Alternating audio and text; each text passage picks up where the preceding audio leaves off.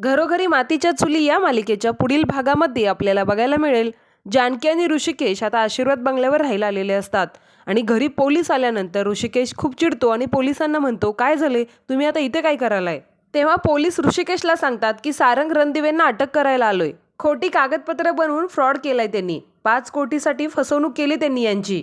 त्यांनी फ्रॉड केला म्हणून फ्रॉडच्या गुन्ह्याखाली आम्ही त्यांना अटक करायला आलोय. आणि मग ऋषिकेश सारंगला त्याच्या खोलीतून त्याला आणायला जात असतो. त्यावेळेला जानकी ऋषिकेशला अडवते आणि म्हणते, ऋषिकेश काय करलाय तुम्ही, तुमचा भाऊ आहे तो. त्यावेळेला ऋषिकेश जानकीवर चिडून जानकीला म्हणतो, माझा भाऊ जरी असला तर आता गुन्हेगार आहे तो, त्याने घरात आणि घराच्या बाहेर खूप गुन्हे केलेत.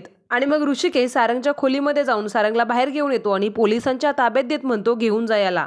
तर नंतर सौमित्रने सारंगच्या बेलचे पेपर बनवून आणलेले असतात, पण घरातून कोणाला तरी एकाला सोबत यावं लागेल. इतक्यात आजी म्हणतात, ऐश्वर्याला घेऊन जा. त्यावेळेला जानकी म्हणते, ऋषिकेशला घेऊन जा.